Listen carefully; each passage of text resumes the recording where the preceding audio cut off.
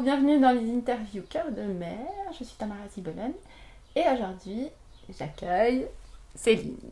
Salut. Allez. Je vais te laisser te présenter, je vais aller derrière la caméra et puis je parlerai à Céline depuis l'arrière de la caméra. Donc je m'appelle Céline Dufray, je suis maman de 2 enfants vivants et puis de 2 petites étoiles. Sinon, mon travail c'est la kinésiologie et puis aussi la médiumnité. Enfin, j'ai différentes cordes à mon arc en tant que thérapeute. Est-ce que tu peux, Céline, nous raconter cette histoire de vie liée à 2 arrêts de grossesse du coup? Oui. Je connaissais qu'un seul. En fait, ouais. Alors vas-y, je t'en prie. En fait, c'est un arrêt de grossesse, mais c'est vrai que c'était des jumeaux. Peut-être que je ne l'avais pas précisé à l'époque. Ouais. C'était des jumeaux, du coup, médicalement parlant, monochorial, monoamniotique, donc dans la même poche des os. Des fois, je parle d'un bébé parce qu'en fait, on m'a assez vite expliqué qu'il y en a un qui était tout à fait viable et l'autre pas. Donc, en fait, j'ai été opérée, enfin, in utero, ils ont dû intervenir pour régler. Enfin, je ne vais pas forcément rentrer dans le détail, même si ça peut peut-être intéresser les gens. Avant, mais... oui, moi ça m'intéresse aussi, okay. Quelque part. Avant, donc, ce qui s'est... Oui. La finalité, je ne veux pas dire la finalité, mais à un moment donné de ta grossesse, quand tu avais en tout cas un des deux qui était vivant, oui. Tu as eu une opération? Oui, bah du coup je vais en dire un peu plus. Quelques années, il y a combien d'années? Tu n'as pas besoin de donner l'année parce que c'est temporel, mais il y a à peu près... il y a 4 ans en gros, 4 ouais. Ans, okay. À peine plus de 4 ans. Oui, c'est ça, j'avais déjà un garçon qui avait un peu plus d'une année. Okay. Et puis, donc assez au début de la grossesse, on m'a fait voir des spécialistes parce qu'apparemment c'était un cas très rare. Parce que vu que c'était censé être des vrais jumeaux, normalement ils ont la même ADN, donc ils auraient dû être identiques. Mais là, il y en a un qui était acardiaque. Donc ils peuvent se présenter sous différentes formes, mais là, celui-ci, il avait que la partie inférieure du corps en fait. Okay. Et l'autre, il allait tout bien. Donc, ouais, donc ça partait de là jusqu'au pied. C'était un demi-bébé, du coup, mais qui grandissait quand même. Ah oui. Sans cœur. Ouais, c'est ça, du coup. C'est pour ça que c'est difficile. On peut se dire, est-ce qu'il y en a 2, vu qu'il n'y avait pas de cœur, pas de tête.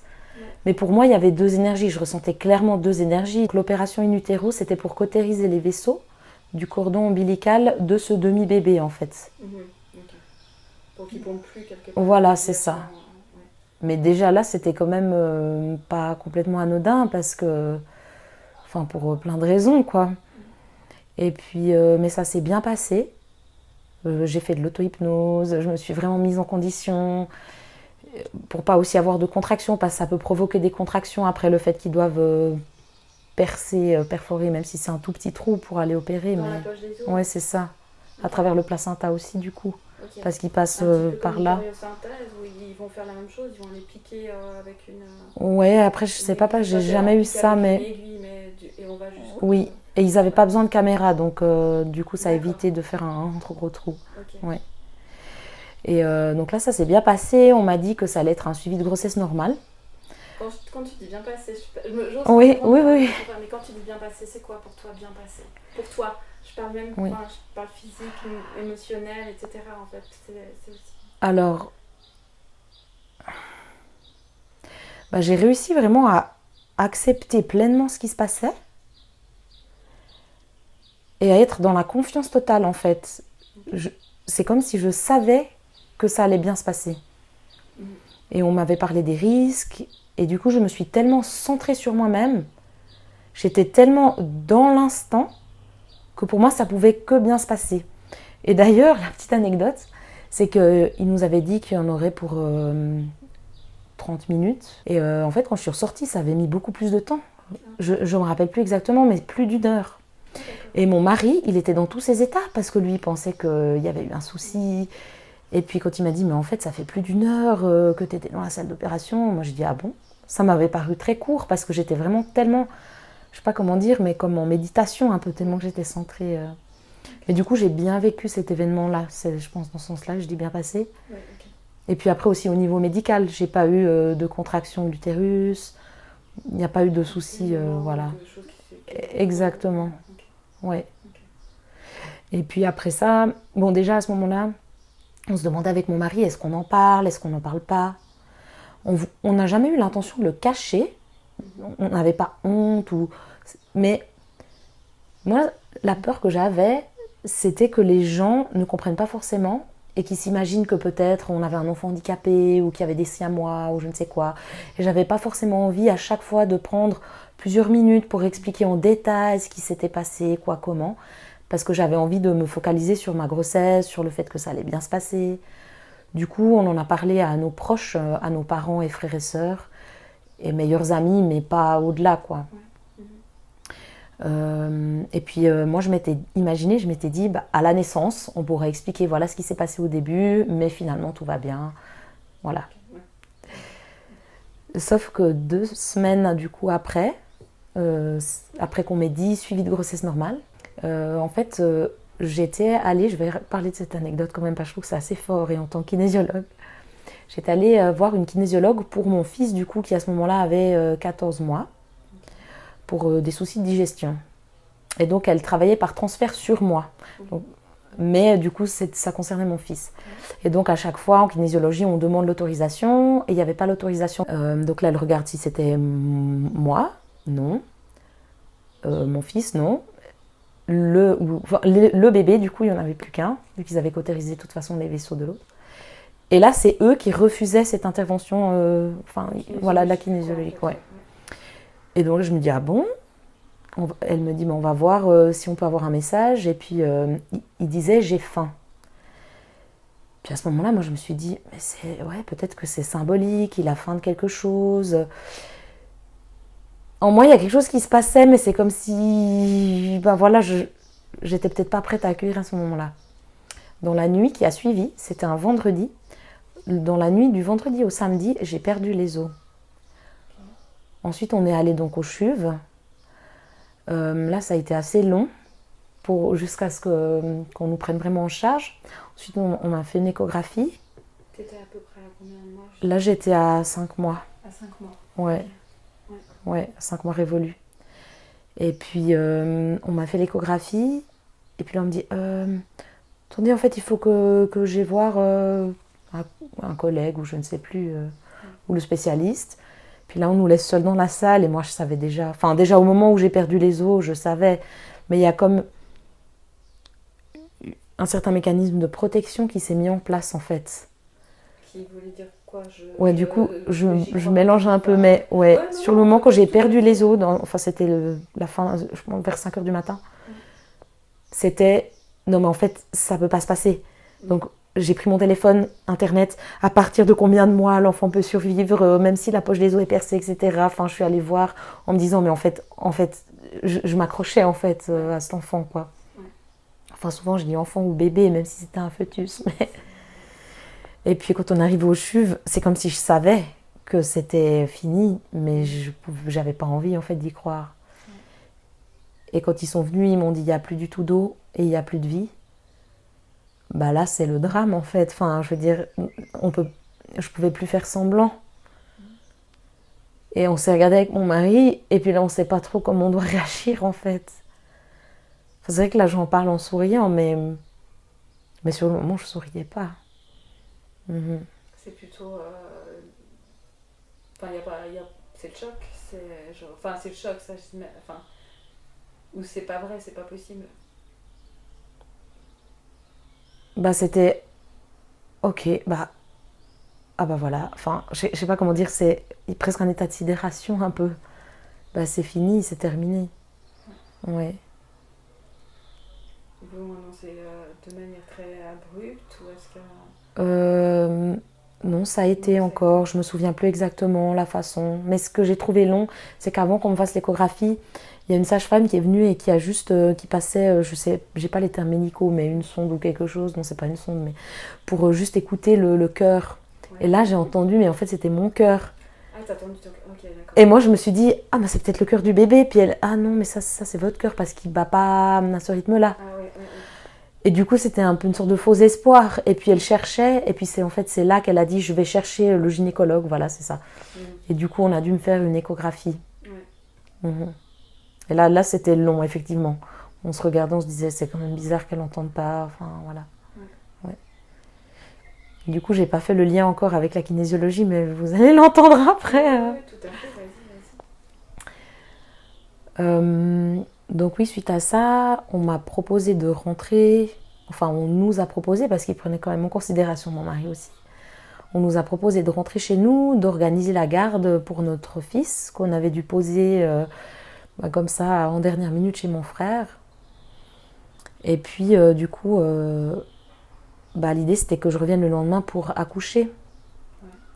Et puis je précise que ce qui a fait, moi j'aurais été prête à accoucher le jour même. Après c'est vrai que le fait qu'on avait dû laisser notre fils comme ça a aussi motivé ça nous a motivé à rentrer. Ouais. Mais c'était aussi l'anniversaire de mon mari. Et lui, il m'a regardé et il m'a dit, c'est vrai que s'il pouvait naître peut-être le lendemain de mon anniversaire, ouais. Symboliquement, voilà. Ouais. Et puis j'ai compris, je le comprenais complètement. Ouais. Moi, voilà, c'était comme ça, j'avais accepté, j'aurais été prête à accoucher, mais voilà, pour ces 2 raisons-là, on est rentré. Et puis je suis revenue le lendemain, du coup, pour l'accouchement. Okay. Quand tu dis que tu étais prête à accoucher, parce que moi, ça me parle, il y a une chose qui me parle dans le sens que j'étais pas à ce stade-là, mais quand je devais décider, parce qu'il y en avait un où si je le faisais pas à une semaine près, je devais accoucher. Oui. Puis en fait, je suis allée dans cette précipitation, genre non, surtout pas. Et entre deux, c'est vrai que j'ai accompagné des femmes, dont une qui a profité, on va dire, d'une semaine, de temps avec son bébé avant de devoir l'accoucher. Ah oui. Voilà. Et du coup, ça, quelque part, ça m'intéresse de dire qu'est-ce qui a fait, tu t'es sentie vraiment prête, ou est-ce que tu voulais juste que ça soit le plus vite possible, et on en parle. Est-ce que tu te souviens, parce que tu ne te souviens pas, du sentiment que tu avais, peut-être que c'était la sérénité, et puis voilà, mais... Alors, il y a plusieurs choses qui me viennent. Une, du coup, je vais remonter dans le temps. Plus jeune, je ne sais plus quel âge j'avais, hein. Mais j'imagine l'adolescence ou la préadolescence. Je ne sais plus comment j'avais entendu parler de ça, mais j'ai le souvenir qu'en tout cas, j'avais pris conscience que ça pouvait arriver de perdre un bébé, qu'un bébé décède dans le ventre d'une femme, et que cette femme, possiblement, serait amenée à accoucher par voie basse de cet enfant mort. Okay. Et je me rappelle qu'à ce moment-là, j'avais regardé ma mère et je lui avais dit « Mais sérieux ? Ça peut arriver, ça ? Mais je comprends pas comment on peut survivre après. On doit avoir envie de se suicider. » Pour moi, c'était un truc de me dire un être mort dans son ventre et en plus accouché. Il y avait une certaine forme de sidération à ce moment-là. Ouais. Mais bon, après, j'ai jamais repensé, mais il y a quelque chose qui avait résonné très fort. Et après coup, je me suis dit, c'est comme si inconsciemment, je savais qu'un jour, je serais amenée à vivre quelque chose comme ça. Ouais. Mais sur le moment, je ne me le suis pas dit. Et du coup, c'est vrai que je pense que ma relation aussi à la mort, elle a été transcendée par cette histoire. Parce que la mort, jusque-là, ça me faisait un peu... Je ne sais pas si je peux dire que ça me faisait peur. Mais c'était quelque chose que j'avais plus envie de fuir, je pense. Je n'avais pas forcément envie d'être confrontée à ça, de voir un mort. Bon, pourtant, j'avais vu mon grand-père quand même, déjà. Mais il était âgé, c'était quand même différent. Ouais, c'était très étrange, ouais. Mais comment dire, du coup, oui, pour moi déjà d'avoir dû rentrer chez moi ce jour-là et de savoir que j'avais cet enfant, ce bébé, ce fœtus mort en moi, c'était étrange. Mais c'était pas que je voulais absolument le sortir, c'était juste que mentalement, c'est comme si j'arrivais pas... Je devais juste me laisser traverser par ce qui se passait. Parce que pour moi, il y avait une certaine forme de contradiction.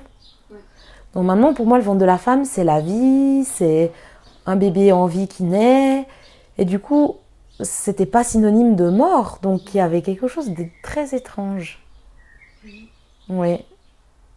Et l'autre chose qui m'est venue, c'est que pour moi, voilà, c'était fait, il était mort, la poche des os s'était rompue. Le médecin m'a expliqué que c'était pas forcément quelque chose qui se passait tout le temps, qu'il y a des femmes qui perdaient le bébé, enfin le bébé n'avait plus de vie dans leur ventre, mais qui pouvaient le garder et ne pas savoir que le bébé était sans vie pendant assez longtemps. Après, il m'a dit que du coup, il n'avait pas de réponse, mais pour moi, c'était clair. C'est que mon corps était prêt, que les bébés étaient prêts, enfin, du coup, le bébé était prêt à sortir. À ce moment-là, c'était plus du coup, parce qu'il n'y en avait plus un qui était vivant, mais il y en avait deux, du coup, c'est toujours un peu bizarre. Mais pour moi, c'est que mon corps était prêt. Donc, je ne voyais pas pourquoi retenir ce que la nature était prête à vivre, en fait. Donc je pense que c'est ces différentes choses-là. Tu avais commencé à avoir des contractions déjà le jour? Non, pas encore. Okay. Justement, alors ça, moi tout de suite, j'ai demandé. Je dis ok, mais si je dois accoucher par voie basse, d'accord. Mais du coup, ça va se passer comment? Et là, ils m'ont dit, on vous expliquera tout en temps voulu. Mais moi, j'ai besoin de savoir, donc j'ai un peu insisté. Et puis, on m'a dit qu'ils allaient mécaniquement déclencher, mettre ce qu'ils appellent, je crois, des petits bâtonnets, un peu comme des cotons-tiges, qu'ils vont mettre au niveau du col. Après, ils s'imbibent, donc ils grossissent un tout petit peu. C'est juste pour mécaniquement un peu déclencher, forcer un peu le col à s'ouvrir. C'est ça. Mais c'est vraiment minime. Puis ils m'ont dit, on laissera ça toute la nuit, et puis le lendemain matin, on vous donnera, je sais plus si c'était de l'ocytocine ou autre chose, mais voilà, des hormones de synthèse pour provoquer. Et là, moi, je me suis tout de suite dit, maman, il n'y aura pas besoin. Mais bon, voilà, bref, on est rentré, on a organisé. Je pense, ouais. Clairement. On est rentré, on a organisé pour mon fils. On est même allé, je m'en souviens, parce que comme c'était l'anniversaire de mon mari, j'avais prévu une surprise pour lui le dimanche matin d'aller faire un brunch. Okay. Donc on est allé bruncher avec notre fils. Et puis après le brunch, mes parents ont pris le relais avec notre fils. Puis nous, on est allé au CHUV pour l'accouchement. Parce que, alors c'est pas qu'on était triste, bien sûr, hein, mais la vie continuait. Et du coup, on a tout pris comme un rituel, en fait, tout comme aussi pour notre premier, c'était important pour nous de... Je sais pas comment dire, mais... Que la vie continue. Voilà, que la vie continue. Donc voilà. Et voilà, donc quand on est arrivé à l'hôpital, ce que je me souviens, c'est qu'on a été très bien accueillis. Mais ce qui a été très étrange pour moi, c'est d'aller sonner en salle d'accouchement. Où on va sonner quand on doit accoucher d'un bébé à terme, quoi. Puis là, je me disais, mon ventre, il n'était pas très gros. Moi, je le sentais bouger. Enfin, donc avant, évidemment, qu'il meurt, mais... On voyait un peu mon ventre, mais il n'était pas très gros. Et du coup, je me disais, les gens ils doivent se demander ce que je viens faire. C'était vraiment bizarre. Ouais. Donc j'ai sonné. Là, on m'a très bien accueillie. On m'a fait entrer dans une salle d'accouchement. Le chirurgien est venu m'expliquer comment ça allait se passer. Il m'a fait signer aussi une décharge, qui m'expliquait un peu les risques, les dangers, etc. Qui m'a dit que donc on allait me faire ce que j'ai expliqué avant. Que le matin, on allait me provoquer les contractions et que suite à ça, c'était très rare qu'à ce stade, le placenta sorte naturellement. Donc, que j'allais probablement avoir un curetage. Et c'était par rapport à ça qu'on me faisait signer une décharge parce qu'il y a toujours des risques. Puis moi, à ce moment-là, je me disais, non, j'aurais pas ça. Mais bon, si ça doit se passer, ça se passera, mais j'aurais pas besoin. Et puis, donc voilà, j'ai signé leur truc. Et j'ai dit que je voulais aucune médication, rien du tout. On m'a regardé avec des yeux un peu...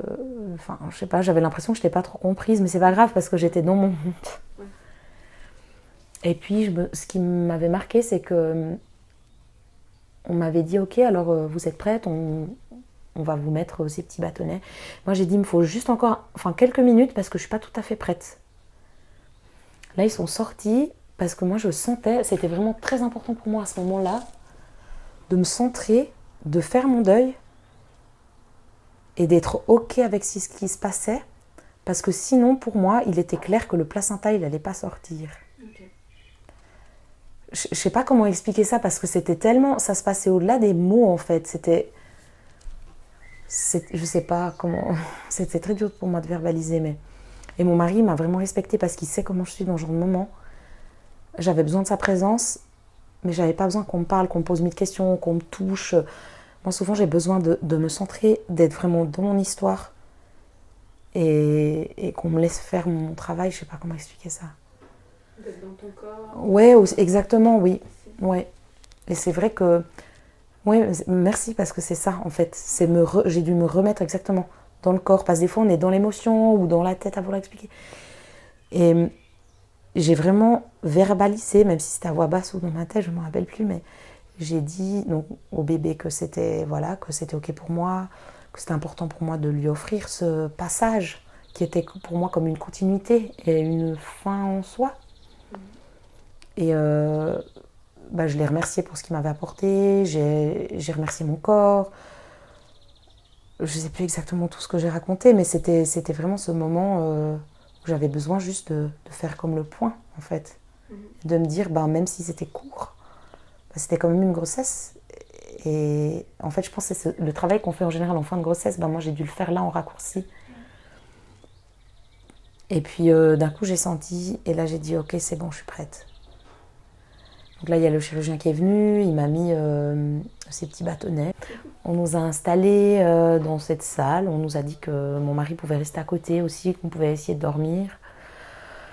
C'était trop chou parce que les sages-femmes nous ont même proposé de nous prêter leur propre ordinateur privé et de nous mettre Netflix, une série. Sauf que moi, c'était hyper gentil de leur part. Moi, ça ne me parlait pas du tout parce que déjà même dormir, c'était impensable pour moi parce que ça aurait été me couper de mon corps, justement, comme tu l'as bien dit. Et c'était pas possible. Alors, je dis pas que c'est faux, mais pour ma part, ça ne me parlait pas. Donc je suis restée toute la nuit allongée sur le dos avec mes mains sur le ventre. Et je ne sais pas si on peut dire méditer, mais j'étais... clairement, je ressentais l'énergie de ces deux bébés. Je les sentais encore plus forts que quand ils étaient vivants dans mon ventre. Okay. Je ne sais pas comment expliquer, mais le lien, du coup, il était encore plus fort. Mais je ne le sentais pas forcément physiquement dans mon ventre, mais je les sentais dans la pièce. Pour moi, on allait faire ça ensemble, il m'aidait dans l'énergie, je sais pas comment dire, mais c'est un état qui était tellement transcendant que des fois, j'aimerais bien le retrouver dans ma vie quotidienne, je dois dire, ouais. Est-ce que, je pose la question parce que j'ai pas jamais ressenti ça, est-ce que c'est quelque part ça pourrait être un état dans lequel tu te sens pas seule, où tu sais qu'il t'est accompagné? Oui. Tout est parfait peut-être, même si dans les circonstances, certaines personnes vont dire attends tout est parfait, t'es malade ou quoi, mais là en l'occurrence je pense ça me fait penser à ça un petit peu, c'est la pleine conscience de ce qui est et je me sentais effectivement vraiment comme dans une certaine forme d'unité. J'ai déjà pu ressentir ça, mais pas de façon aussi intense. Mais oui, quand je suis en état méditatif, je ressens justement comme cette reliance en fait à tout ce qui m'entoure. Mais là, ça dépassait en fait mon mental ou ce que j'avais pu déjà ressentir avant. Okay. Mais ouais, c'est comme si mon corps, il faisait plus barrière à ce qui l'entourait au niveau énergétique. Okay. C'est l'énergie qui s'entremêle. Oui. Et du coup, il y avait une confiance qui n'était pas mentale. C'était pas que je me disais tout va bien se passer, ça va aller. Ça allait. Bon, je le verbalisais quand même. Mon mental, il était bien là pour verbaliser ou voilà, mais ça allait au-delà. C'était vraiment dans un ressenti profond. Je pense que l'image qui me vient, c'est comme si on fait de la plongée sous-marine et qu'on va vraiment dans les profondeurs. Ça bouge, mais on est dans un calme en fait. Même si en haut il y a la tempête ou quoi, c'est vraiment ça, même s'il y a des choses qui se passaient. Alors ça ne veut pas dire qu'il n'y avait plus d'émotion. Parce que quand on m'a demandé est-ce que vous avez pensé aux habits pour votre bébé, évidemment que je me suis mise à pleurer. Parce que moi je me dis, quoi, des habits? Non, évidemment que non. Et bien sûr que l'émotion me traversait, mais ça me traversait dans une profondeur où au final je retrouvais quand même une certaine forme de calme ou de sérénité. Mais c'est... Parce qu'elle te traversait peut-être justement que tu la bloquais pas à l'intérieur. Probablement. Peut-être. Oui, mais c'est pas simple à mettre en mots. Mais voilà, donc moi j'ai médité toute la nuit avec les mains comme ça sur le ventre. Et en fait j'ai eu des contractions toute la nuit. Et là vraiment c'était, je ressentais, ça me faisait penser à mon premier accouchement, la douleur qui s'intensifiait, qui venait de plus en plus intense, les contractions qui se rapprochaient. Et puis Et puis sur le matin, j'ai dit à mon mari, mais moi là, je sens que c'est pas loin vraiment de la naissance pour moi. Je me suis mise à genoux, enfin dans une position qui me convenait. Et puis là, j'ai senti que ça descendait. Okay. Et là, j'ai dit, je crois qu'il faut que tu appelles parce que soit j'ai vraiment perdu un gros caillot de sang, soit c'est le bébé. Okay. Et puis donc là, il a appelé la sage-femme. Et puis effectivement, c'était le bébé. Enfin, on l'a appelé Timothée. Et c'était lui qui était né avec son demi-frère. Et donc c'est les sages-femmes qui les ont pris en premier. Mais moi, j'ai tout de suite dit que je voulais les voir. Ça, c'était clair pour moi que je voulais les voir. C'était... Ouais. Et donc, physiquement, c'était intense. Donc, je me sentais quand même aussi... je pense que ça a aussi joué après sur cet état un peu... je sais pas comment on dit, transcendantal. Enfin, je sais pas si ça se dit. Mais les hormones aussi, je pense, de l'accouchement et tout ça. J'étais comme dans un état second. Et je me suis retournée. Au moment où je me suis assise, elle m'a donné les petits. Enfin, le petit, mais il y avait comme les deux. Et là, j'ai pleuré vraiment en le voyant. Je me rappelle, je l'avais vraiment comme... Je me suis mise à pleurer et en fait, c'est en pleurant que le placenta est sorti. Et puis là, j'ai le souvenir qu'on nous a vraiment laissé le temps, à mon mari et à moi-même, d'être comme ça, juste les deux avec le bébé. Et je peux parler de ça aussi à ce moment-là. C'est enfin maintenant que je fais le lien avec la science de kinésiologie. Parce que jusque-là, on ne savait pas pourquoi j'avais perdu les os. Ouais. Pourquoi du coup le bébé n'était plus en vie. On ne le savait pas.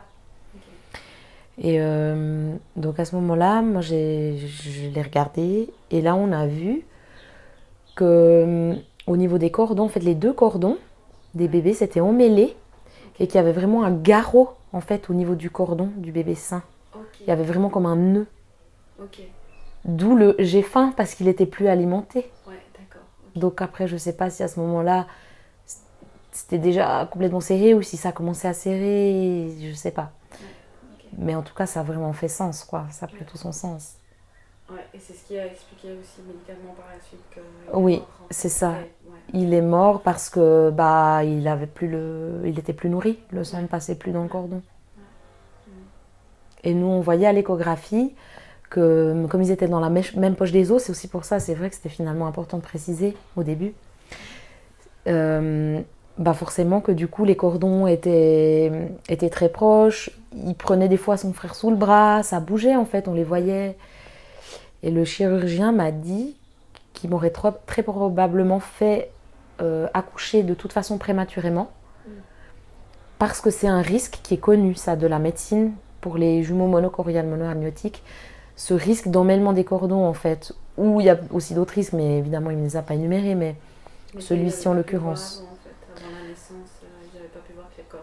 Non, après je lui ai demandé justement pourquoi ils n'ont pas finalement coupé au lieu de cautériser. Ouais. Mais il me disait que ça fait faire un trou beaucoup plus grand s'il doit couper. Voilà, il m'a expliqué, je ne saurais pas redire autant bien que lui, mais en tout cas, clairement, du coup, j'en voulais pas au chirurgien. Mais c'était important pour moi de poser la question. Par rapport à la suite, comment est-ce que tu as vécu ça? Parce que c'est vrai que moi, finalement, j'ai le souvenir de te voir quelques semaines après pour danser en privé. Mais tu avais besoin justement de cette reconnexion au corps. Oui, en fait, alors après la naissance, enfin après l'accouchement, ouais, je sais pas comment dire, c'est comme si le corps, il avait fait son travail, le placenta délivré, ensuite voilà, tout se remet petit à petit en place. Mais c'est comme s'il ne restait plus que l'émotion et le mental. Et du coup, c'est comme si le corps était un peu l'oublié de l'histoire parce que du coup, lui, il a fait son job, mais après, on ressent quand même une émotion. Je sais pas comment dire, mais du coup, c'est vrai que la danse, pour moi, c'était une façon d'honorer le corps, en quelque sorte de ritualiser ce passage, en fait. Ok, maintenant, c'est fait. Oui, effectivement, tu as super bien travaillé pour tout ce que tu as fait parce que pour moi le corps, enfin mon corps ou le corps de tout le monde, le corps en général pour moi c'est vraiment quelque chose de sacré dans le sens où il fait toujours le travail juste qu'il a à faire. qu'il soit malade ou qu'il soit pas malade, c'est toujours, pour moi, il travaille bien, voilà. Donc, ok, t'as bien fait ton travail, mais maintenant, j'ai pas envie de t'oublier, j'ai envie de revenir à toi et d'une façon sacrée, en fait. Et puis, seul, c'est vrai que c'est différent que quand on est accompagné, même si j'ai toujours besoin d'un moment où je suis seule. Mais après, j'ai aussi besoin d'un moment où je suis accompagnée.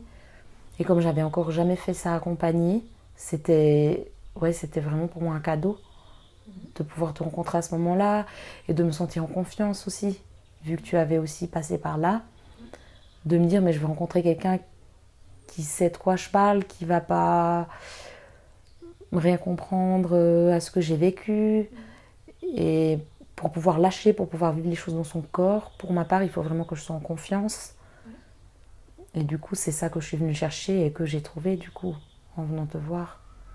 Est-ce que en plus de ça, il y a eu d'autres choses qui t'ont aidé, ou tu n'avais pas forcément besoin d'un autre soutien, tu avais juste besoin de continuer à vivre Ce qui m'a aidé en fait, c'est déjà ce qu'on nous a proposé directement après l'accouchement, parce que je sais pas du coup comment ça se passe quand à la fausse couche, même si j'aime pas ce mot, mais pour ma part ils appelaient ça fausse couche tardive parce que j'étais juste pas dans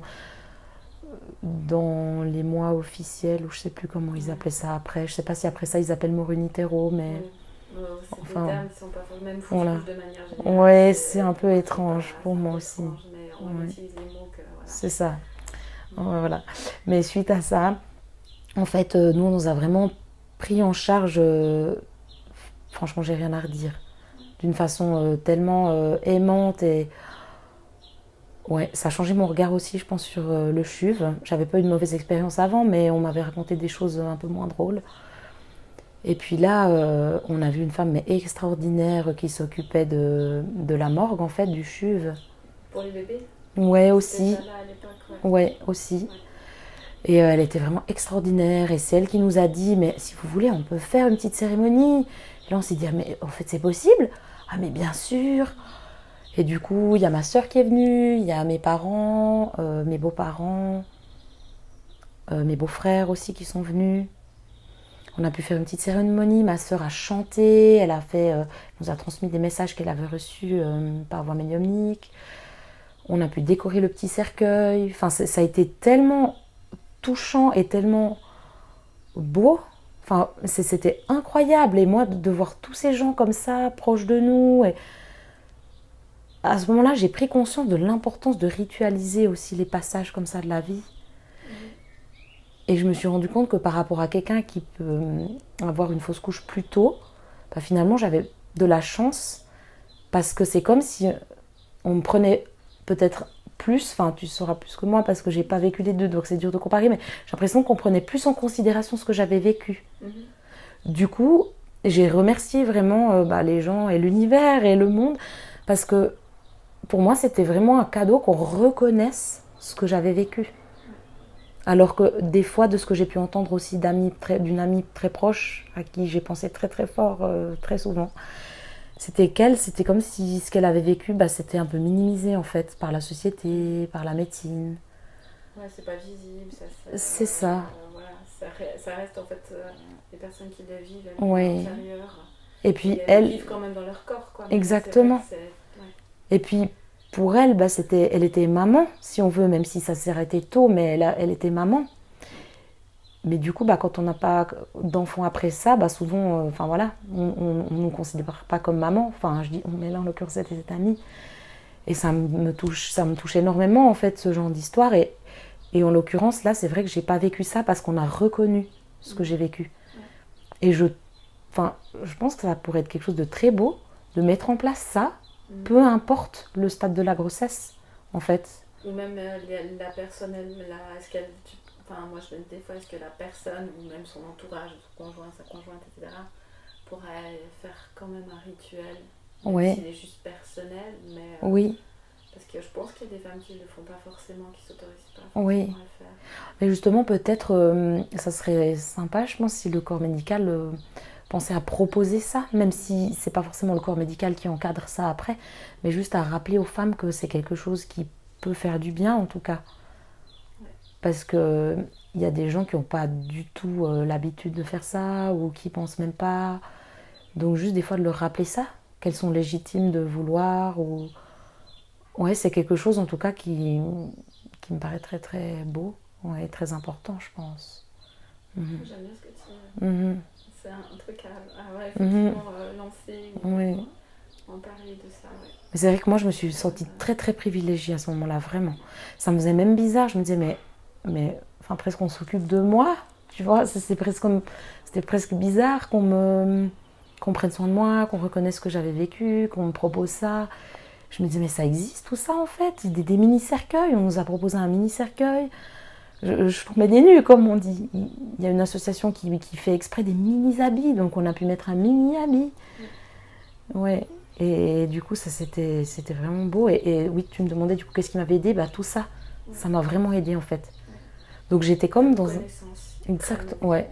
La reconnaissance puis cette phase de deuil qui a pas été, bah voilà, quelques secondes puis c'est fini. Ouais. Du coup, ça a duré parce qu'on l'a laissé, enfin on a pu retourner le voir quelques jours à la morgue du coup. Et cette femme qui s'occupe de la morgue, elle était géniale. Hein. Elle nous a dit. Ça doit être la même que j'ai. Le prénom, c'est Nathalie, le prénom. C'est une sage-femme, je crois, non, je ne sais plus si elle est sage-femme. Mais elle est juste extraordinaire. Elle est géniale. Ouais. Et elle nous avait dit oh, mais moi, ça me fait mal au cœur quand il y a des petits. Hein. Vous inquiétez pas, je le laisse pas en bas à la morgue la nuit. Hein. Non, dès que j'arrive, la journée, elle disait dès que j'arrive, je les monte, ils sont avec moi dans la pièce où je travaille. Elle leur mettait des petits doudous, des pluches. Ah, mais c'était tellement beau, ouais, c'était... Et cette femme, en l'occurrence, elle m'a tellement aidée à voir la mort autrement, quoi. Ouais. Enfin, toute cette expérience, mais vraiment cette femme, en l'occurrence, mais ça m'a fait voir tout ça, mais à voir la mort comme quelque chose de beau, en fait. Ouais. Ouais, c'est vrai que ça me met les frissons. Ouais. Oui, parce que je vois tout à fait. Donc, c'est vraiment l'occasion de remercier cette femme-là.